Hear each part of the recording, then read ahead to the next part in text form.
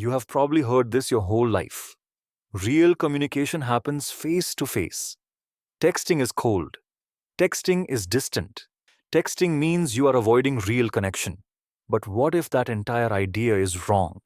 What if texting is not avoiding connection at all but protecting it more carefully? Let me guess something about you. When your phone rings, your stomach tightens. Your mind freezes for a second. You stare at the screen, feeling pressure you cannot explain, and then you let it ring out. 5 seconds later, you text back, "Sorry, missed your call. What is up?" You did not miss it, you avoided it. And there is a reason for that. Psychology shows that more than 70% of young adults feel phone anxiety, even with people they trust, even with the people they love the most. If that sounds like you, keep watching. Because the reason behind this is deeper than preference. It is neurological. Your brain processes spoken words and written words in completely different systems. When you talk, you activate the part of the brain that reacts fast, the part that works under pressure. When you text, you activate the part that reflects, the part that is calm, visual, thoughtful. But that is not the real reason texting feels safer. The real reason is this. Texting gives you something phone calls take away: time. Time to breathe, time to think, time to be your actual self rather than the version of you that anxiety creates under pressure. Think about your last uncomfortable phone call. Your voice changed. You laughed at something that was not funny. You agreed to something you did not want. You hung up and immediately replayed the conversation in your head. Your body remembers that discomfort. Your nervous system remembers the speed, the pressure, the feeling of being put on the spot. Texting removes that pressure. It gives you control, and your brain loves control. Here is the part researchers did not expect. People who prefer texting are not worse communicators. They are often better. A Northwestern University study found that people who lean toward texting communicate emotional nuance more accurately in writing than verbal communicators do in speech. They are not avoiding connection. They are designing it intentionally.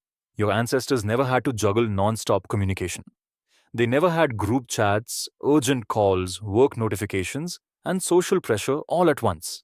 Phone calls developed for emergencies, for immediate coordination, for survival. They were never meant to carry emotional conversations. They were never meant to be the default for every interaction.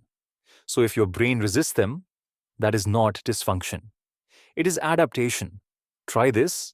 Instead of forcing yourself into stressful calls, use texting for decisions, planning, and everyday connection.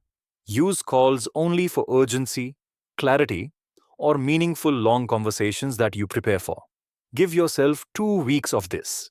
You might discover that you are not bad at communication. You are simply using a communication channel that does not match your nervous system. Psychologists have a name for this: asynchronous communication preference. It is not antisocial. It is not avoidance. It is the same communication style poets, writers, and deep thinkers have used for centuries. Before smartphones, they wrote letters. Long, thoughtful, careful letters. Now they text. Not because they fear people, but because they value precision. Texting also creates something powerful: a record, a digital memory of intentions, emotions, and effort. Someone did not just speak. They thought, they typed, they edited. They cared enough to send something crafted, not blurted. That is not less intimate. That is intimacy with intention.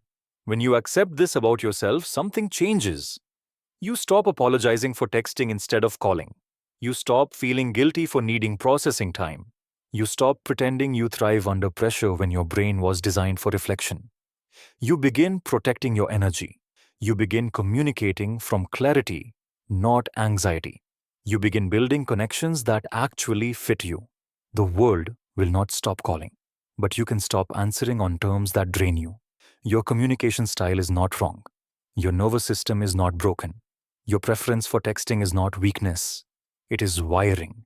It is architecture. It is the way your brain creates connection safely and honestly. So let me ask you something real. When was the last time you felt fully yourself in a conversation? Was it through a call or was it through a message? Because the answer to that question is the key to understanding how your mind connects with people.